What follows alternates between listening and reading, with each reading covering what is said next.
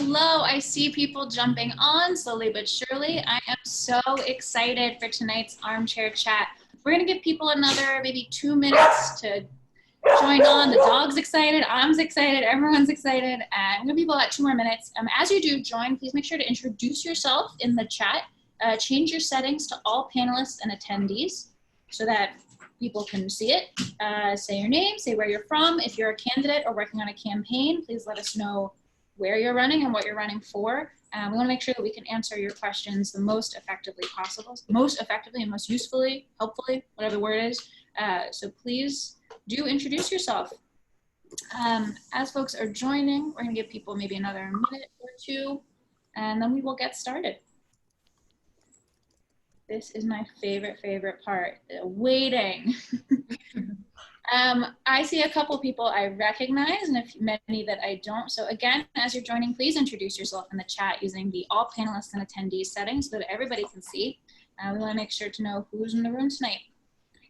And we are now streaming live on Facebook, which is so great. Hello, Facebook. Hello, participants. Hello, everyone. Hi, James and Austin.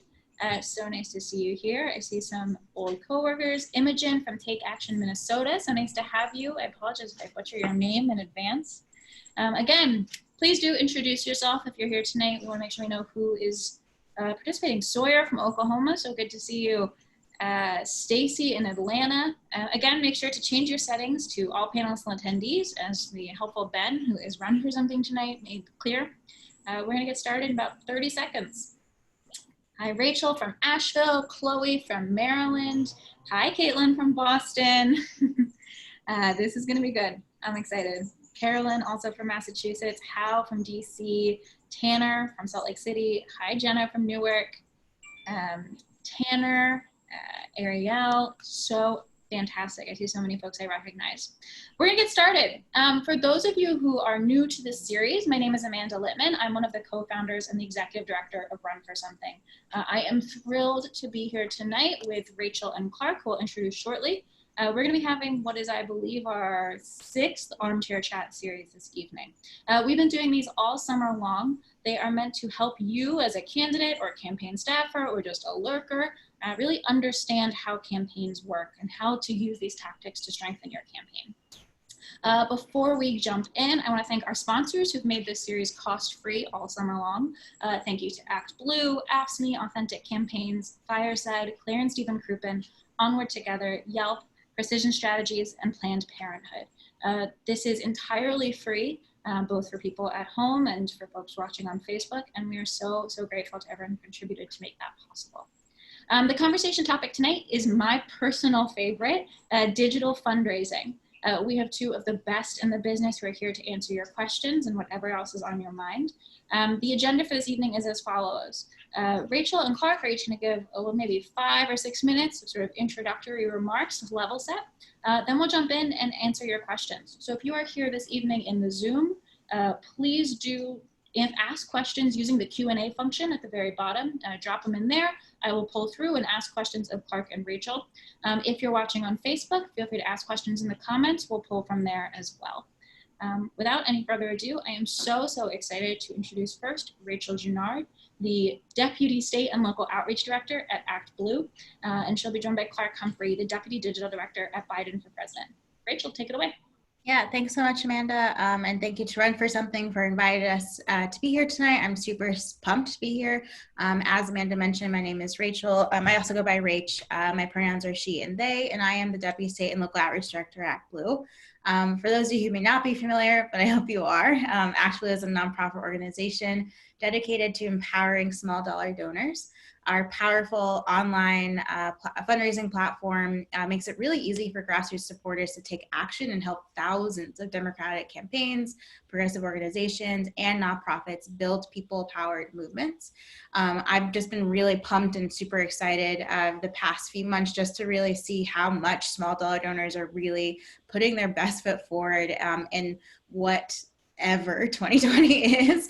I feel like every day there's something new that we're battling with, right? But especially since the pandemic started, and also with racial tensions all across the United States, it's been really great to see that folks have an outlet. And that's kind of been it from day one. I've been with ActBlue now for about 4 years, a little over 4 years, and I've always worked with state and local candidates.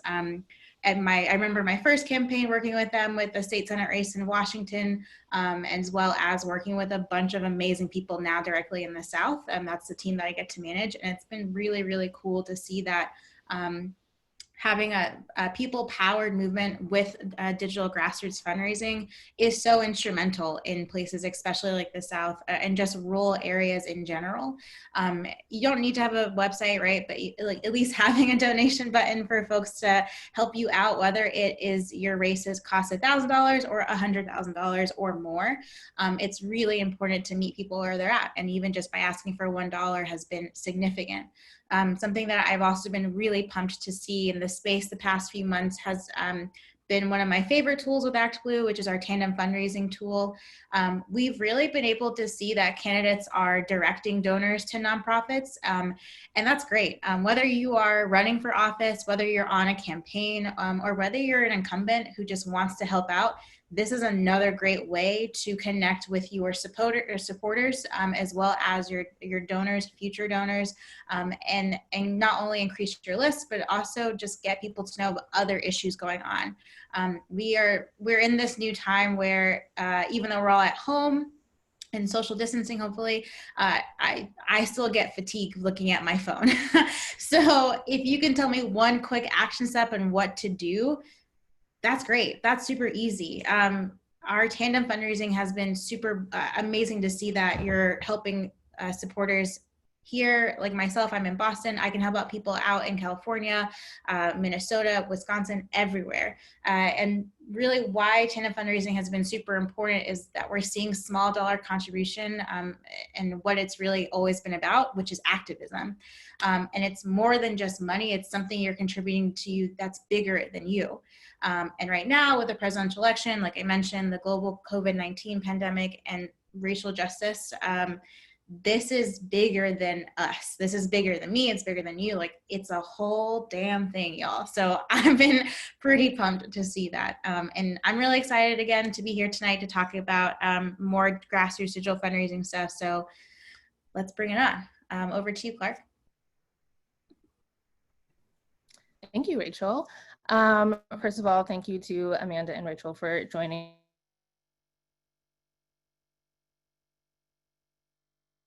Humphrey. I am the Deputy Digital Director at Biden for President, where I oversee our grassroots fundraising operation.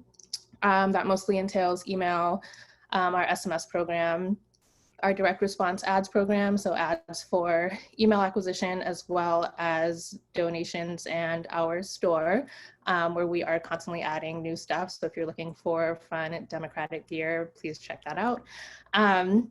I think Rachel said a lot of really, really great stuff about the power of grassroots donors and what we can do with an army of folks who are willing to pitch in, even as little as like $1, $5. What a difference that makes in like the makeup of the representation in this country. I spent the bulk of this cycle actually working as the online fundraising director at the DNC, where a lot of the work that we did utilized what Rachel mentioned at ActBlue, tandem fundraising, and like finding ways to bring new folks into the funnel at this centralized platform, where I think a lot of the folks who are fundraising in this space are using ActBlue, I hope, which I think is it's like a rising tide lifts all boats situation, in my opinion, because that is so centralized, and people are, you know, saving their payment information. We love ActBlue Express Lane users, and donating across the board to organizations and candidates that they support. We are really putting the future of the representation of this country in the hands of grassroots donors. And that kind of empowerment, I think, maybe it's just me, and like maybe it's just me being more in tune with what's going on, because like I've been living and like breathing fundraising for this cycle, and in 2018 as well. But the power of the grassroots has been centered in a way that I think has not been centered before. Even when you look at things which are like, you know, people have a lot of feelings about them, but the donor thresholds the DNC enforced during the primary, which, you know, people obviously, they had their feelings about it, but I think that really empowered grassroots donors. They put people in a place where it's like, I can give you $1, and that $1 is my voice saying like, I would like to hear from you. And like a lot of people were giving to multiple candidates because they wanted to facilitate that kind of conversation. And I think for us as people who work in grassroots fundraising, it's like, it's really incumbent upon us to be thinking constantly about how we center supporters and like how we make sure that supporters feel empowered to be a part of this process. Because I think there are a lot of places where like it's tricky and can feel hard, can feel like you can't really just like jump in and get involved.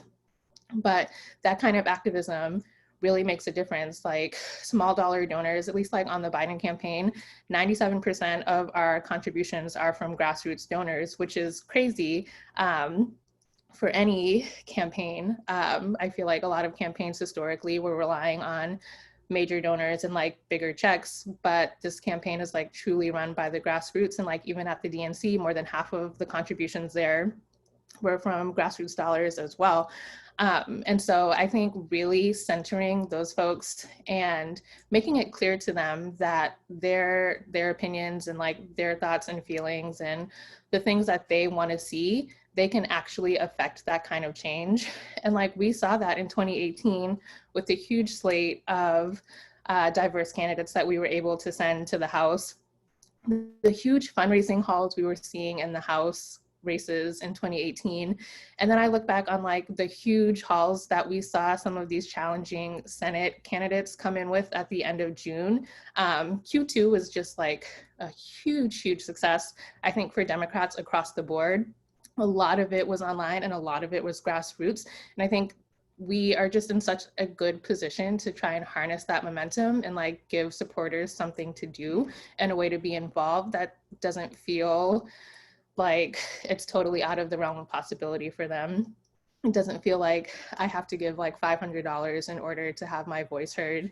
And like I'm really excited to be in a position where I can do a job that makes supporters feel like what they're interested in and like the things that matter to them matter to us and our candidates, and that they have a huge say in like what our candidates are doing and saying, and the policies that they're fighting for, just by their vote, obviously, but also by the $5 to $10 to $20 donations that they're able to give us.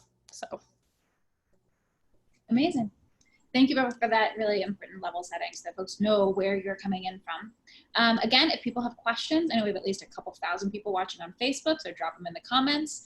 For the folks here on the Zoom, use the Q&A function. Please do drop in your questions.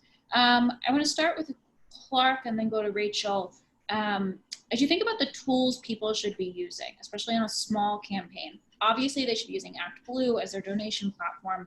What are the other things that you think local, state and local campaigns of probably minimal budgets should be incorporating into their online fundraising program?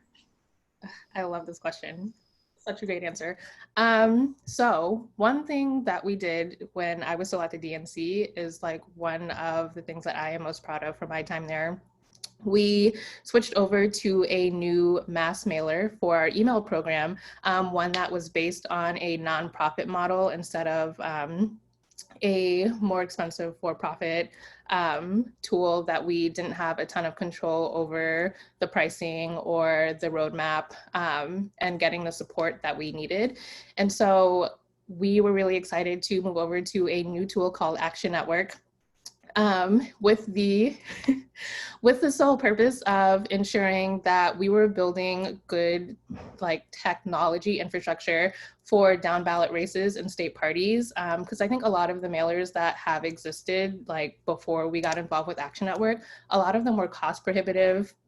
A lot of them were not user friendly. I think about smaller campaigns where you don't necessarily have like really experienced emailers, like you don't have people who've ever run massive email programs before.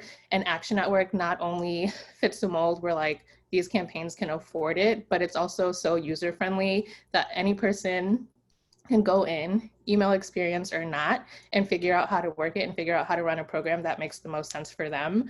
And they're also like, they've been very receptive to feedback and asks from my team to introduce new tools, tweak tools as they exist within the tool set, add things to the roadmap, things that will take a little bit more time to implement. And they've been super open to that kind of feedback and just understanding what the use cases are for their tool set and how we can optimize the way that we use them. And I think that kind of partnership is integral for running any kind of like online fundraising operation, but especially one where you don't necessarily have the resources that like a presidential campaign or like a national organization like the DNC has. And so we're super proud, I know I am, and I know the team at the DNC is, to have facilitated something like that, and to like be in a place where we are making sure that the infrastructure is there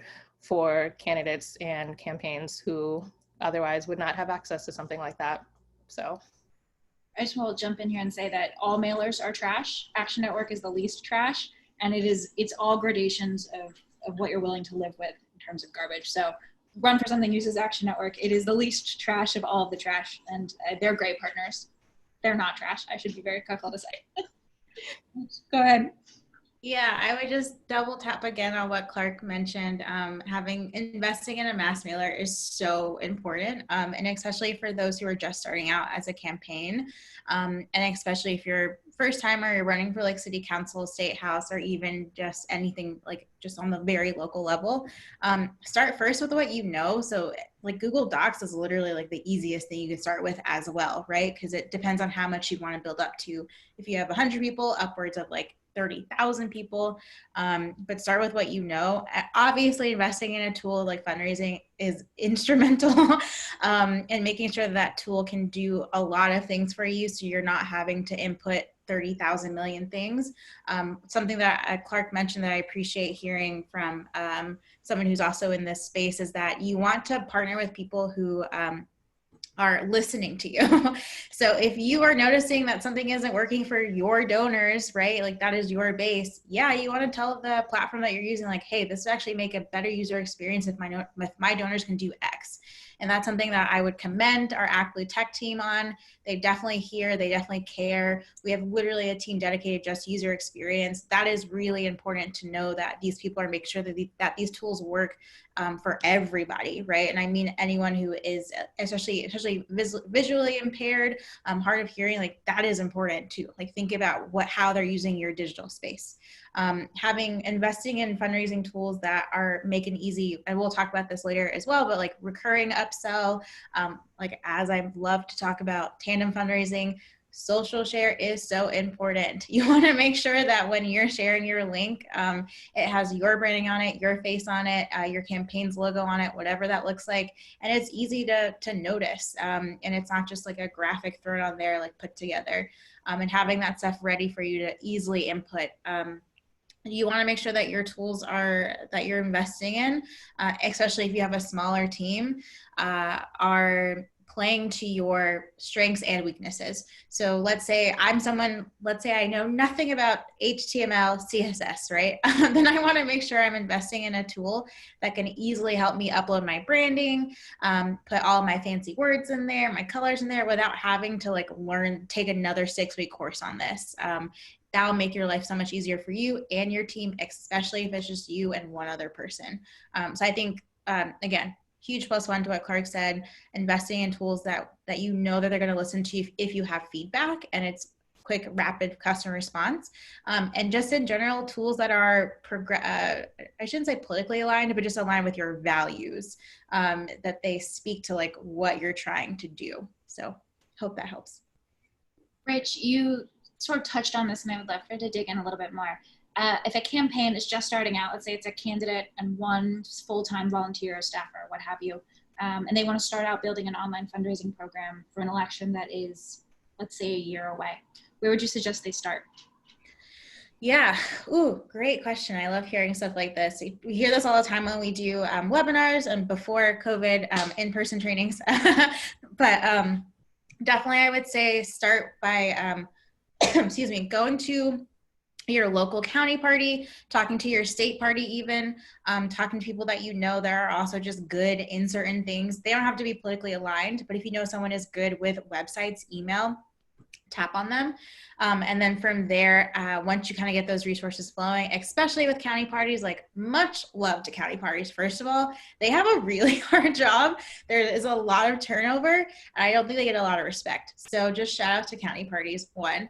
But ask them, like they're literally like begging to be asked. Like they want to give you these resources, and especially to folks who are younger, like you should run for county party positions. Like just do it. But starting there is super useful. And then from there, I think getting your most basic fundamentals down, like having the email, campaign email, right, is helpful. Having a Facebook page, bare minimum. Maybe a website, depends on where you're running. I'm not a huge, I'm not going to push anyone to get a website. I think it truly does depend on where you're running and if you think you need it. And then having at least a team of you and again, one other person, even if it's just a volunteer, to kind of help you source of what you need to know. And making sure that person is local to that area, right? Like if you're running in Missouri, St. Louis, Missouri, I'm not going to hire my only one other person, then they're going to be like in California. Making sure that they can also kind of help network with you as well as for you. Clarke, is there anything you would add to that? No, +1 basically to everything Rach said. I think you can set up a very easy landing page through MailChimp or something like that. I agree about the website situation. As long as you've got a good and robust Facebook page, landing page, way to send emails to supporters, could be your very basic Gmail, depends on what kind of list you're building. There are those steps are very small and I think easy to do and really good ways to start to build your network of supporters and voters without a super heavy lift and also without a lot of technical knowledge. And I think that I feel seems like a high barrier to entry to people sometimes without knowing exactly what it takes to get there.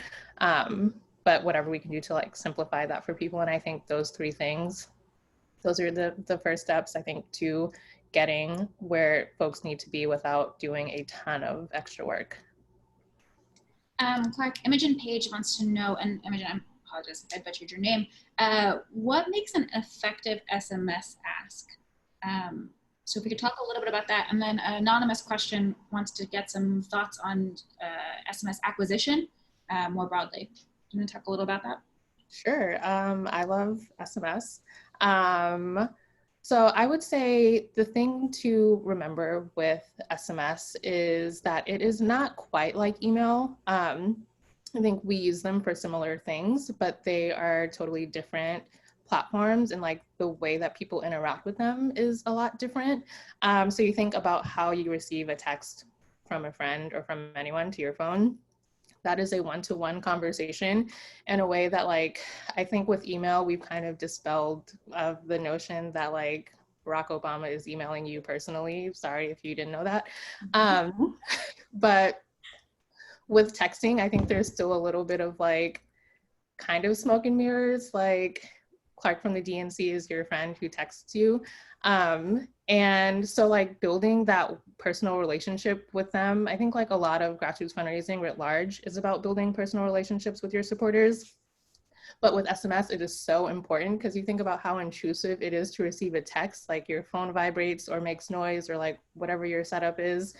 And texts, everyone reads their texts. I think texts have a 99% read rate.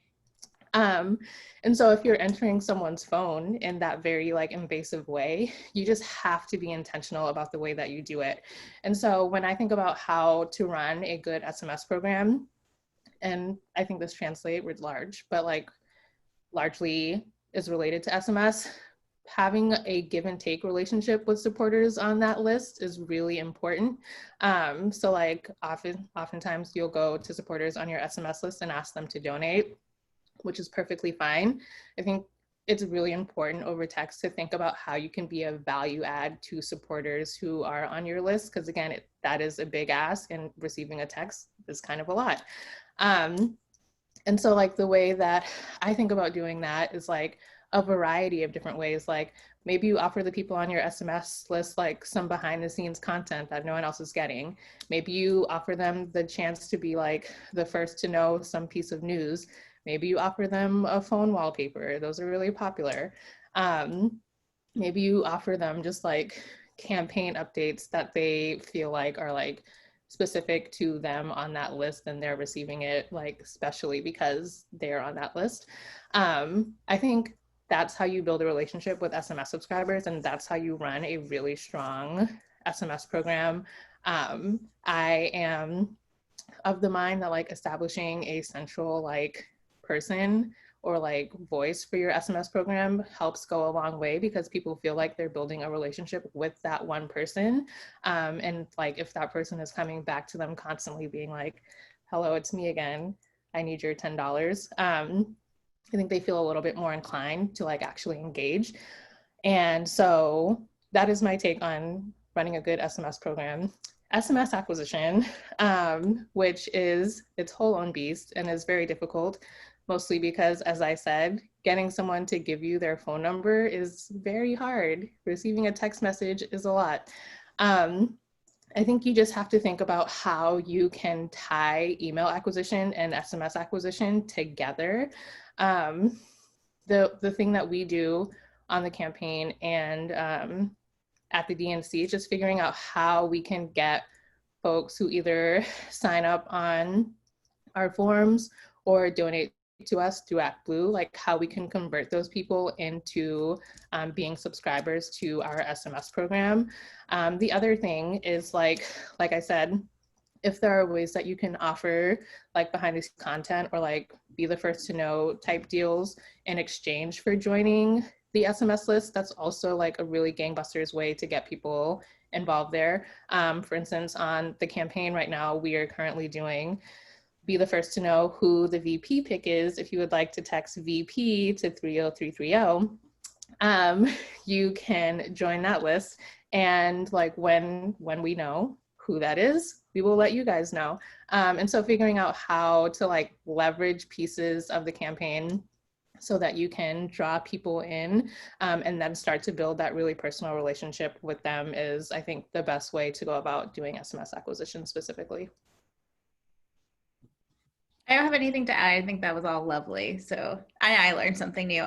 So thank you. Carolyn Procknell has written in, hi, I work for a nonprofit. In the beginning, of COVID, they paused a lot of communication and then altered it really back to what was happening and meet people where they're at. Now that it's been so long, it has been 1 million marches, it feels like, and things are sort of opening up again. How are the organization, the campaign, or Rachel, the organizations that you're working with, focusing on COVID around fundraising and sort of understanding where people are financially right now? Rachel. Yeah. For sure. Great question. And thank you for asking. Yeah, like let's not even sugarcoat it. Like there's a lot of shit going on. So let's not even pretend that like COVID's out the door, racial tensions are high. Like this is real stuff that's happening. And I think what we all had to do, right, was pivot like super hard in March and April and a little bit even into May and then again in June. So it's like a balancing game here. One thing I'll definitely say from the top is that don't ever be afraid to ask people for money. You don't want to take that agency out of their mouths, right? You want to be able to give them the option.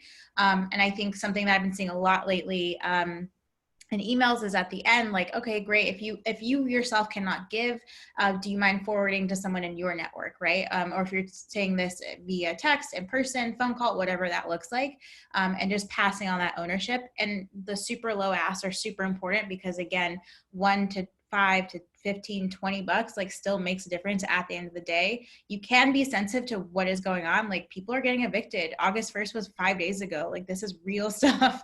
But it's totally fine to still ask because you don't want to assume for them. And another, just a quick plug, ActBlue has been doing monthly webinars that just started up again and all about this, exactly how to fundraise while COVID-19 is happening, while racial tensions are running high. There's a separate nonprofit one as well as just a political one. I cannot tell you the exact dates, but they are happening in August. And if you go to ActBlue's website as well as our Twitter, it's all information is there for you as well. But just to pivot back, like, yes, like, you can recognize what's going on, and also like you can also serve as a resource. Not every email needs to be a fundraising email. An email is a chance to connect.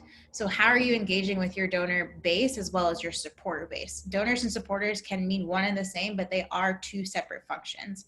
How are your supporters knowing what's going on? I love how Clarke mentioned with the texting that you can like text 30330, I hope I got that right, for VP to know the VP pick. Like that's awesome. Like if you want to also just get your supporters engaged in what's going on with your nonprofit, how you're supporting community, what is your mission that you're continuing to do during this time, and make it as simple as that, as a nice soft landing reentry. And you know, every email can always have a donate button, not necessarily direct ask, but when you are making a fundraising ask, make sure that the ask is direct, even if it's just $5. And I hope that helps. Yeah, I would just to piggyback on what Rach said, being clear with supporters that like you know what's going on, and you don't have your head in the sand and you're not asking them for $20, regardless of like what's going on in the world. We've been doing this thing with emails from Joe Biden where like within the email itself, it's like I know that times are tough right now, and like if you are not in a position to give, like that's totally fine. But if you are, like, can you please chip in however much right now? And I think people really appreciate just that kind of like clarity and like meeting the moment by acknowledging that like the world we're living in right now is kind of fucked up. And so I would say, like, again, to Rachel's point, we don't want to pause fundraising because, again, the agency and the way that we empower grassroots donors, we want to make sure that we're giving them opportunities to be involved and also like to have a say and like kind of trying to fix this and like doing something to like try and dig ourselves out of this hole, but being very clear with them that you understand that there's a lot of stuff that they might be focused on and like a lot of challenges that they might be facing, and you're cognizant of that, and like if they are in a place to help, would love their help.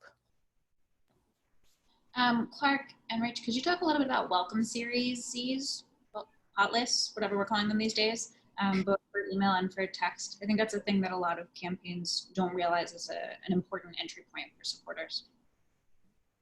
Yeah, I can go first if it's helpful, Clarke. So with having your first touch be with a as a campaign, your first touch with a donor or supporter, especially if they are just a supporter they haven't given to you yet, your welcome series can be as simple as like a 4-part email that hits them like either once a week, whatever frequency you want that to look like, right? And starting as simple as like, hey, this is the candidate, this is the cause, this is who I am, and then following up with some, if you're a candidate, maybe some more policy stuff of why this person is going to win this seat and what they're going to do when they're in that seat, and just kind of like feeding them like little drops of cheese, right, to the bigger cheese plate, and then they'll be well welcome, they'll feel comfortable, then they're going to give you their money.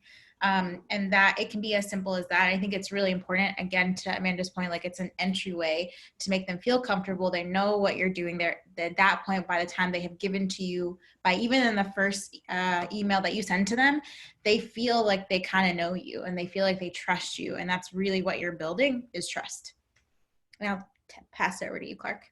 Yeah, totally agree with everything that you said. And then also from a user experience and a technical standpoint, like when folks sign up for either your email or your SMS list, obviously you are mostly doing fundraising ask or organizing ask or asking people for anything of any kind. You don't want to inundate people with all of those asks right at once, especially if you think about maybe someone is joining your list during EOQ or end of month. You're sending like 8 emails a day. that person should not be receiving all those emails. You want to make sure that you ease those folks into the program that you're running. Like Rach said, give them an opportunity to get to know you, get to know what your campaign stands for, get to know what you're fighting for and who you are, and then let them be built up to a place where they're ready to give because they feel like they have a very good understanding of like what they're donating to. And so I just think on both platforms, it creates a much better user experience, gets them to a place where they know what they're in for. And then after a week or so, or however long your welcome series is, they're in. And we have found that gradually easing people into the process like that makes them more engaged and they stay on the list for a longer period of time. Clarke, you referenced something that I know we get questions about internally for something from our candidates, deadlines, end of month, end of quarter, end of week when we get closer. Can you talk a little bit about how local campaigns can incorporate deadlines into their fundraising plans and sort of how that works into projections more broadly? Yeah, I think one of the really, really good things about deadlines is that we are all trying to meet them all at the same time.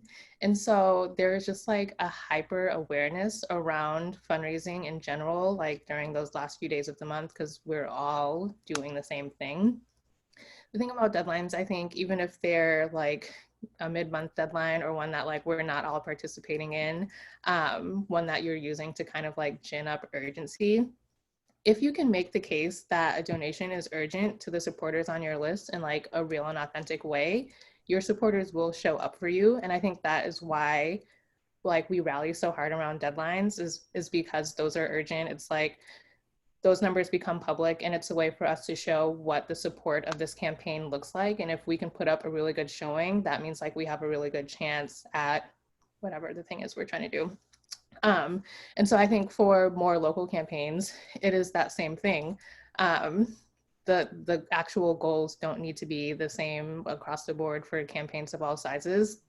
But I think messaging around like the way that these numbers come out and are reported is a reflection of us and our campaign, and like we really need you to step up and dig deep if you can, is a really smart way for campaigns locally to lean into deadline language. And then also I think with those smaller campaigns, wow, sorry, I truly lost my train of thought. Yes, I think that working in those deadlines, and even if they're like a less established kind of like mid-month deadline, or like rallying a deadline around something else that is not necessarily a filing deadline, those are really good opportunities for campaigns to make giving super urgent and make the donors to their campaign feel like they've got a real stake in showing that people are invested in whatever the campaign stands for. Yeah, I think to add to that, everything plus one to what Clarke said, but also just it shows the longevity of the campaign with deadlines too, especially if it's like March, for instance, and the election, if we're talking about local candidates, could potentially be like September, October, but even before November. So that really just kind of helps them to plan ahead. So yeah, normalize deadlines, honestly, just normalize it. Yeah, and I remember the thing I was about to say about projections and trying to figure out how you can kind of calculate where supporter response will be and when in the month. I think it is really important to establish those deadlines and like backload basically the fundraising month, recognizing that like supporters will show up for you if you have established that sense of urgency and made them feel like it's really important for them to give right now, and factoring that into projections, even if the beginning of the month is really slow, knowing that you have that last 4 or 5 days where like support will be pouring in a lot more quickly than normal, I think is like a good headspace to be in as like campaigns go into like their projections and budgeting for the coming months. Yeah, I know sort of, top of mind rule of thumb was always like half of your money is going to come in through your deadline week push. Half of that money is going to come in on the final day. Half of that is going to come in the final 12 hours.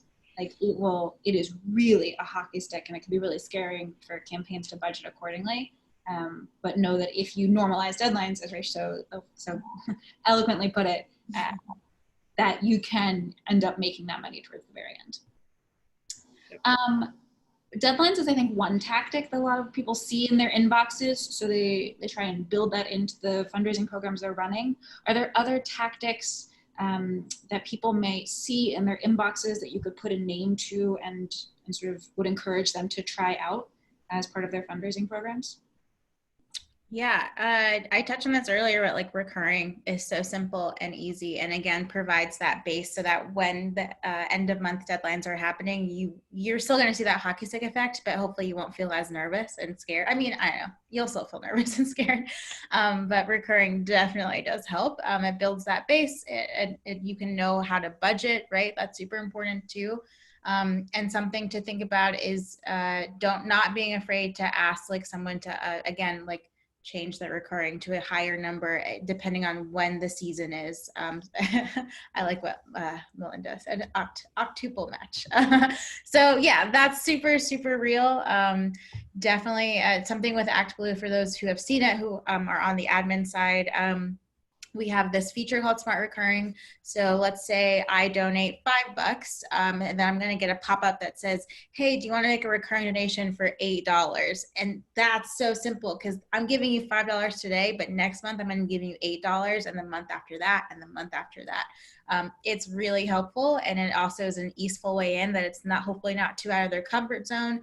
And also not to mention, for folks who can give $100 today, they may not be able to give $100 every single month. So then they can be giving you like $20 every month. So that really does help. And I love recurring ask. I love recurring ask emails. Love seeing it on social share. Love seeing it in my text. Like I love to see it. More people should have recurring ask. I agree about recurring. I love it. I love it so much, especially because so much of it does come in on deadline day. It's like you wake up in the morning and you check the ActBlue overview page and it's like, wow, there's so much money in here, but it's only 9 a.m. That's great. I would also say another ActBlue function that I personally am obsessed with and mentioned earlier is tandem fundraising. And I think that there is a huge opportunity for some smaller campaigns to partner with maybe some bigger candidates or organizations, even like one-on-one or in groups, to do tandem fundraising. So for folks who don't know, basically ActBlue's tool allows you to split a donation between however many entities you'd like. So at the DNC, we used it a lot during the presidential primary. We would every so often do emails from the presidential primary candidates asking folks to split a donation between their campaign and the DNC. We did it a lot for down ballot candidates as well, mostly the Senate, and saw that people were more like we were raising more money overall. Obviously, it's split between two entities, but raising more money overall because folks were hearing directly from the candidate and knew that money was going to support that down ballot race in addition to all of the initiatives that the DNC is trying to fund. And I think for smaller candidates, that is a good place to try and like first get your name out there. And second, see some donations come in and even add new folks to your email list by virtue of having someone who has a little bit more name recognition sending to their list on your behalf. So just a plug generally for tandem fundraising, which like I love and have found to be very good. Both James and Imogen wrote in questions about specific language around recurring donations or ways to optimize recurring donation asks. Any advice? Yeah, I mean, first of all, definitely please make clear that it is a recurring ask. The worst thing you would want to happen is you just like give $5 today, and then next month they realize like I got charged again, like what's going on? That will break your trust, right? So make sure that your language is crisp and clear, and just state like why is it important to have recurring donations? To keep your lights on in your campaign office, to feed your volunteers, just to continue to keep the campaign sustained, to hire more folks. Get really clear on what it is, and don't be afraid to do that either. I think sometimes people kind of shy away from that. It's like, oh, it's so silly to ask.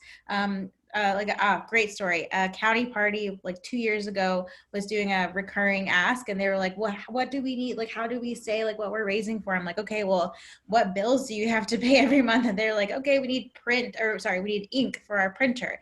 They literally fundraised around ink for their printer and made a recurring ask for office supplies. Like that is not no small task. Like that's amazing. So, and just really making it relatable too, right? So I think that's really important, just the making sure that your ask is clear, making sure that people know it's a recurring ask, and just making it relatable to exactly what you need the money for. Yeah, +1 to all that. I have nothing to add.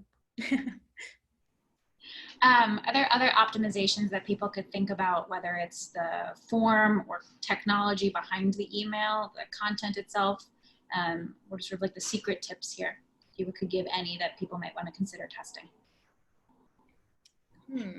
Great question. I mean, I think it's always good to like, especially with ActBlue, you can literally make a specific social share for anything. So customizing the page, customizing the recurring pop-up that will come up on the page if you make sure you select that.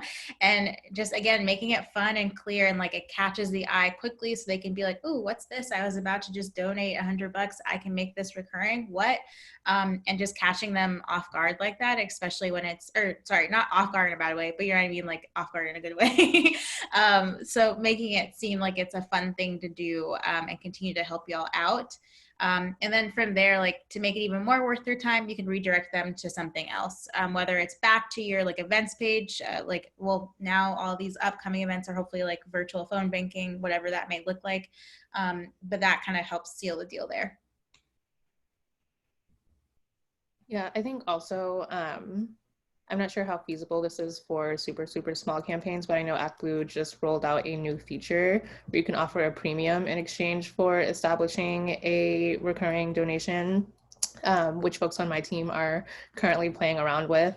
So we'll be back with answers on that at a later date. But I think that there is sometimes utility to offering a premium like that in exchange for those higher bar asks for donors. I wouldn't want to get into a situation where like you're exchanging something for all donations, because then like people expect that kind of thing and then you're in trouble. But for these bigger monthly asks or weekly, however often these donations recur, think about what you can offer to folks in exchange for their monthly dollars. What do you feel like is the biggest misconception that people have about online fundraising? What do you think people get wrong a lot?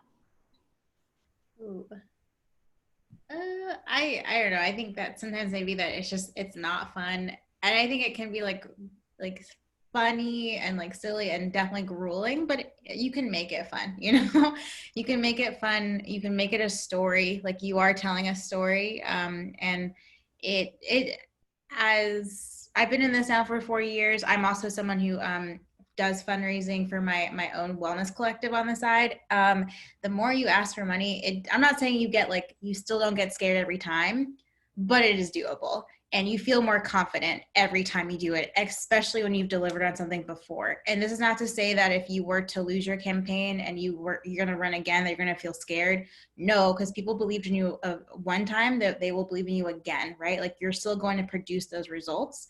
And especially if you're someone who really has a strong message, like you're really in your community doing the work and you're showing that you're going to make even more change with policy. That's really important. So I think you just have to remember that this is your story you're telling. You're willing to be this representative for all these people. Yeah, there's going to be some scary moments, but it's truly, truly worth it at the end of the day. Like I could talk about this all day long. So I think it's great. I would say that a misconception that pops up like more frequently than it should is like the notion that email is dead. I haven't seen it in a while, but like it comes up like every couple years or so.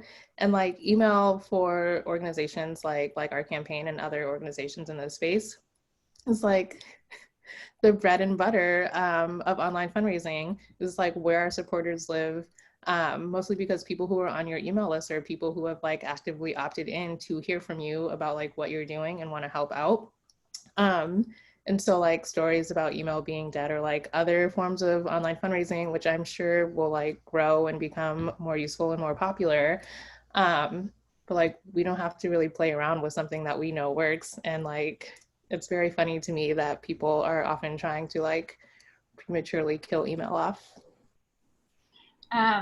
I think my favorite, I'll just take a little moderator's privilege here. My favorite misconception is this idea that you shouldn't ask people who just gave money to give again, that like you shouldn't ask your donors for money. I think it's a really easy mistake for campaigns to make. And if you're new to online fundraising, really any kind of fundraising, much like voters, the person most likely to donate to you today is the person who donated for you yesterday, or donated to you yesterday. And that you should be respectful and say thank you, but that to hold them out is to leave money on the table. And we think that's a mistake that campaigns often make, and one I want to shake people out of. Never apologize for asking people for money. You're not asking them for lunch, you're asking them to invest in their futures. And couple more questions for you all as we think about email writing and more broadly fundraising message writing. Any tips of the trade, anything that you would encourage people to consider? Yeah. So when I first got in the email writing game, it was 6 years ago and Barack Obama was president and we were all living better lives back then. But one of my favorite things was writing for Michelle Obama. And the way that I got really good at it was like, you really just have to do your research. I think email writing really comes down to what you know about the person you're writing for. And so I spent a lot of my time just like watching videos of her speaking at all types of things and like really like picking up her speech patterns and like how she talked about things and like what issues mattered most to her. She's very thankful, spoiler alert. But that to me is like the foundation of becoming a good email writer, is just like being willing to learn as much as possible about the person whose voice you're trying to portray. And so like that's always my biggest piece of advice for people who are just starting, is you can't really start writing until like you know who that person is and what they stand for and what they want to communicate to people. And like that kind of research is fun a lot of the time. Like thinking about sitting around and watching videos of Joe Biden talking, or like watching videos of various other principals like really fired up and like talking to supporters about the things that matter most to them. As a person who's writing for them, that probably like riles you up too. And so like you kind of get your 2-for-1 special of like inspiration for you personally, as well as inspiration for your email. So I think that is just the best place to start. Yeah, and I think to add to what Clarke said, the research component, also just researching other emails too, like just signing up for as many lists, campaigns, and just kind of seeing what they're doing. I get most of my inspiration, honestly, from and I think this is like a very popular opinion, but I get most of my inspiration from just like things that I already pay for and getting ads from like Warby Parker or like Outdoor Voices. Like these are things I already get these emails for. So I'm always actually kind of curious to see from like a different perspective what they're emailing about, like what their subject lines are like, because that's also important too, like catching people's eye right away. And also just not being, it may feel overwhelming, but honestly, like what Clarke mentioned, especially if you're writing for someone else, like that is the voice and the tone that you're going for. And let that be your focus. Like let that be tunnel vision completely for that. And like, how can you incorporate it in? But it's, if only there was a school to learn email fundraising for 4 years or whatever, right? But there's not. It's a always constant and evolving game for sure. Yeah, I agree with you about signing up for emails. That is another piece of advice that I give to new emailers, especially signing up for non-political email in addition to political email. There's so much stuff that I steal from like retail spaces, like there are just like so many good email programs. I'm obsessed with. Glossier has a good one. Casper, the mattress company, has a great one. There are like so many, and they're doing things that like you can adapt for whatever it is that your organization or campaign is trying to do, and like differentiate your email program a little bit from some of the other like more standard political email programs, which I think largely all kind of look similar. And so just finding inspiration in like uncanny places where like you wouldn't necessarily expect it. My favorite hiring question I did when I hired in 2016 was part of like a screener of like, tell me or 3 email programs that you like and what you think makes them good, as a way of understanding like, how people conceived this. Which actually gets to my next question. Who do you think is doing this really well? Who, you named a couple retailers. Is there anyone else where if folks are looking to learn from the best, besides the campaign, who you'd recommend they sign up for? This is extremely biased. I'm saying that off the jump. I'm obsessed with Ayanna Pressley's email campaign. I was lucky enough to vote for her in Massachusetts in 2018. So I've just been thoroughly impressed with that team. Shout out to people over at Middle Seat, but wow, amazing. Love what you're doing. Continue to do it. I agree that Ayanna Pressley's email program is very good. I also really like AOC's. I think the squad, all of them, they recently did this very cute joint fundraising committee, and they had this very cute graphic that looked like a group text, and it was very cool, and I liked it. And I think they also used it on social and for ads. So that's really good. Obviously, I have to plug my own email program and the GNC, which I think both of them are very good. I'm trying to think of who else oh my God, the DLCC has a great email program. If you guys are not subscribed to it, I am a huge fan. They also do a newsletter as part of their program. And I think newsletters can be hit or miss. And I think they do theirs really well, where it's pretty compact, but has a lot of information and links out where you can learn more, which I appreciate. So that's always a fave of mine. And then surprisingly, or maybe not surprisingly, but Vermont Democrats also has a very, very good email program. I'm a very big fan. So that's a really good list. Yeah. So if you guys are not on those lists, definitely check them out. Second to last question. I know sometimes we get campaigns coming to us saying, should I hire a firm? Is this someone I should bring someone a company on to do? When would you advise someone to sort of take that step from doing it in-house or themselves and bring on a consultant? Yeah. Oh, go ahead. So my thought is, my typical thought on this is everything is better in-house. And I think that where you can hire staff that works directly for the campaign, folks should do that.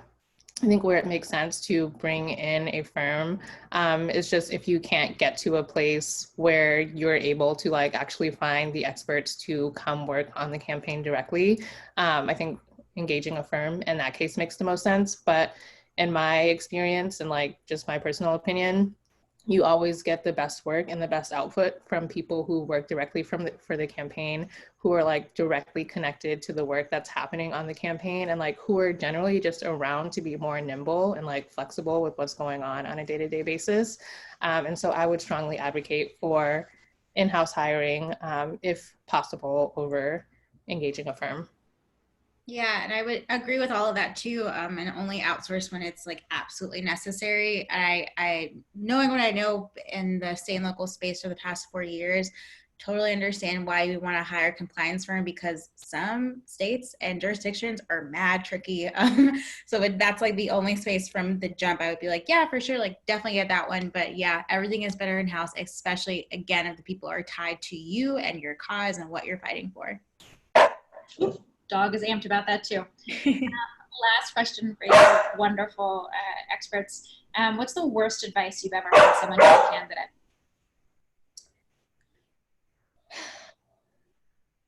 So much to say about this one. And this is definitely it's a controversial one, and that I personally, from again a local perspective, I'm definitely don't buy your list where you can avoid it, especially if you're running for office for the first time ever. The worst thing you can do sometimes, right, is email someone that you've never had any contact with, any touch point with, and asking them for money for the first time. Who is Rachael Junard running for mayor? I've never heard of you before. And that's because I bought my list from the county party. And I know that's controversial because I know in some cases it can absolutely benefit you, right? But try to avoid when possible, especially the smaller your campaign is. It just kind of gets you out of some tricky waters. Yeah, I 100% agree. I think list buying and list swaps generally can be very dangerous, not only for like the reasons that Rachel outlined, where it's just like you're cold emailing a person who has like never heard of you, didn't agree to hear from you, doesn't know who you are or what you stand for. Um, and I think that it just opens your whole email program up to a lot of risk. Like in a lot of cases, like you don't know where these people came from, depending on like who you buy them from or where they come from. Lists can be like riddled with spam traps and can hurt your program ultimately. So I would say not to buy lists. I think the other really bad piece of advice I have heard given to candidates is that all of the money is on Twitter, which in my experience has never been the case. I think Twitter is a really good tool for like moments, and like when you have a big moment, definitely get that link up there on Twitter when you can.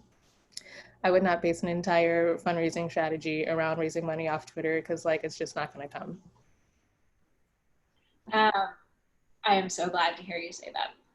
If folks want to follow you from the other preferred social media platforms or want to get in contact with you, what's the best way for them to do so?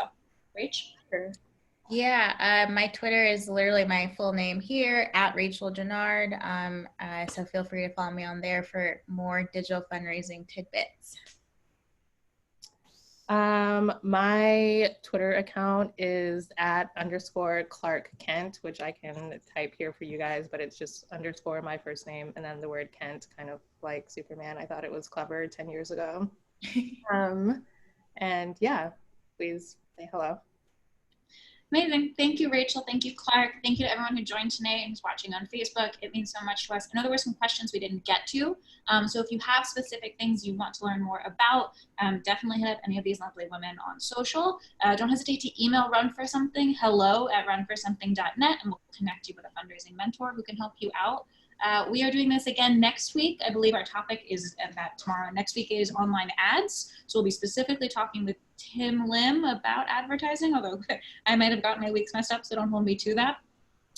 We are continuing these all summer long through the middle of September for free. Thank you, Rach. Thank you, Clarke. And thank you to everyone who joined from home and to our sponsors. If you love this and want to contribute to allow us to keep them free, runforsomething.net/build is where to go. Thanks, everybody, and have a really good night. Thanks, everyone. Thanks, Amanda. Bye, everyone. Thank you. Bye.